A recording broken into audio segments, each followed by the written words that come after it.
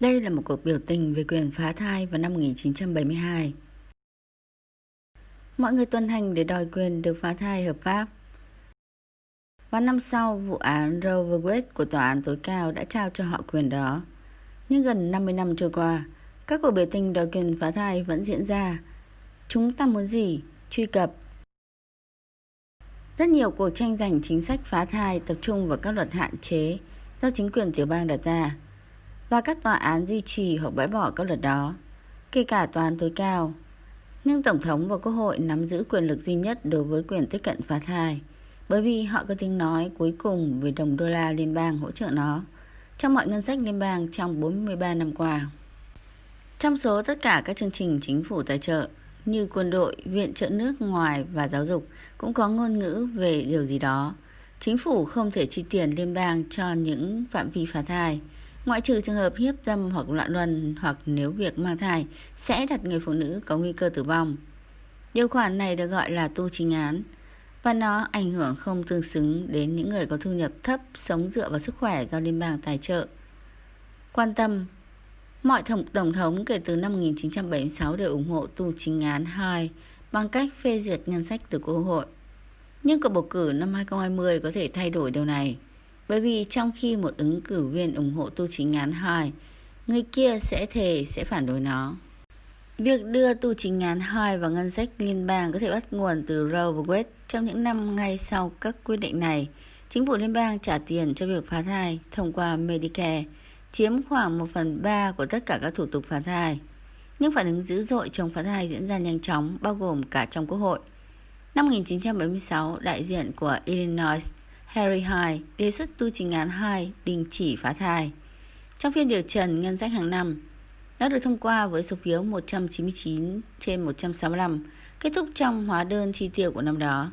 Nơi đó đã ở lại kể từ khi được các chính trị gia chống phá thai bỏ phiếu, và bởi các chính trị gia ủng hộ quyền phá thai, và trong mọi trường hợp, những ngân sách này đã chấp thuận và ký bởi Tổng thống.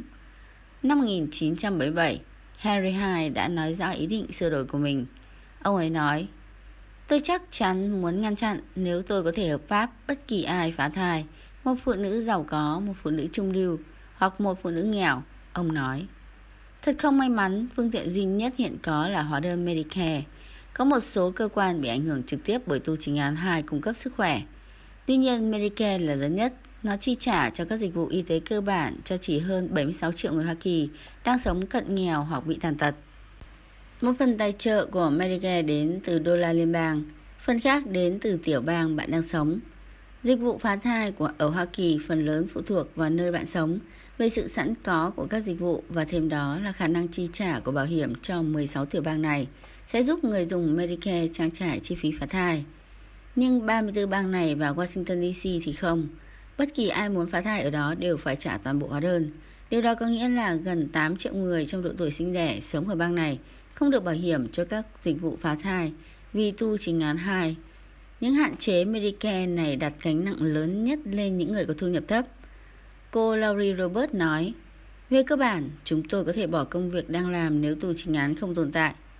Laurie Roberts quản lý quỹ phá thai ở Alabama, một trong những bang hạn chế nhất khi nói đến việc tiếp cận phá thai. Vì vậy, quỹ phá thai là một tổ chức giúp mọi người tiếp cận dịch vụ chăm sóc phá thai. Nó có thể là bất cứ thứ gì loại bỏ các rào cản trong việc ra vào phòng khám, và sau đó chỉ là hỗ trợ tài chính trực tiếp cho thủ tục phá thai. Giá phá thai trong tuần đầu của thai kỳ không bao gồm $500, và nó sẽ đắt hơn vào những tuần sau của thai kỳ. Đó là số tiền lớn đối với một người đủ tiêu chuẩn nhận Medicare. Đủ điều kiện, bạn phải thực hiện ít hơn 138% chuẩn nghèo liên bang. Đối với một người, đó là thu nhập hàng năm ít hơn $18.000. Đối với gia đình 2 người, đó là $24.000. Và đối với một gia đình 3 người, đó là khoảng $30.000. Và do sự khác biệt về chủng tộc ở nước ta, những người nhận Medicare có nhiều khả năng người da đen hoặc người gốc Tây Ban Nha. Cá nhân tôi có thể nói điều đó xảy ra với tôi. Tôi đã đến phòng khám, tôi muốn có một thủ tục, và tôi không có tiền kịp thời. Điều đó không có nghĩa là tôi không yêu con tôi. Nhưng điều đó có nghĩa là tôi đã phải trải qua rất nhiều tổn thương về tinh thần và thể chất, vì những gì lẽ ra là một quyết định chỉ có tôi đã bị tước đoạt khỏi tôi. Một nghiên cứu trên 269 phụ nữ từ năm 2015 đến 2017 ở Louisiana Một tiểu bang không chi trả cho việc phá thai Medicare cho thấy 29% phụ nữ đã từng phá thai nếu Medicare đài thọ. Đó là hậu quả cho những người ủng hộ chống phá thai.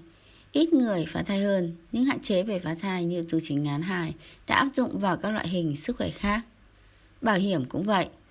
Năm 2010, Quốc hội đã thông báo qua đạo luật chăm sóc giá cả phải chăng đến khi nó bao gồm ngôn ngữ nói. Kế hoạch thị trường không phải bao gồm phá thai.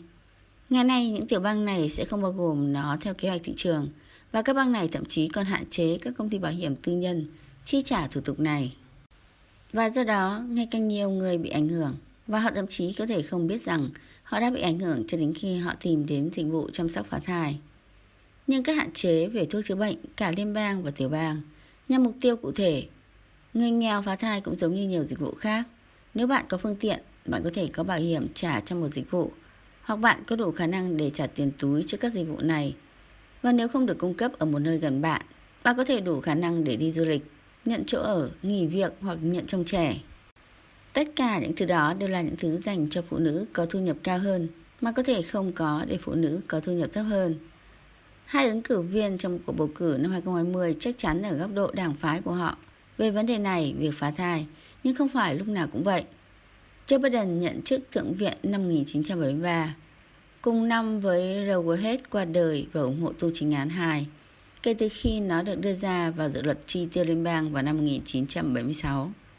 Nhưng vào năm 2020, đây là bối cảnh tiểu bang bạn đang sống ở đâu và bạn có bao nhiêu tiền là những yếu tố lớn nhất trong việc liệu ai đó có thể phá thai hay không.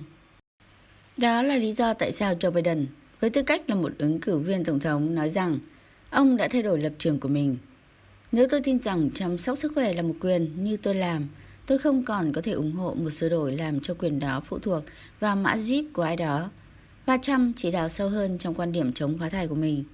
Tôi đã thông báo với Quốc hội rằng tôi sẽ phủ quyết bất kỳ đạo luật nào làm suy yếu các chính sách vì sự sống. Đó cũng là lý do tại sao các quan điểm đối với chính sách phá thai cho cuộc bầu cử năm 2020 là rõ ràng.